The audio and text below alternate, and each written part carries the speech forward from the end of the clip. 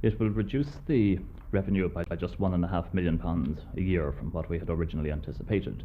Now, that means that this must either go onto the subvention, which will be given by the government from the taxpayer, or alternatively we will have to try to absorb this in efficiencies. And efficiencies in this context essentially means reduction of services. Now, this is something we will just have to examine and try to minimize the effect as much as we can. And the strike that's just over, has that cost CIE anything? Oh yes, this has cost about £500,000.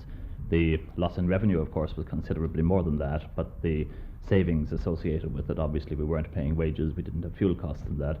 The savings were quite high, and the cost was about £500,000. Do you think there'll be any major changes in the future of Dublin's transportation system as a result of the bus strike?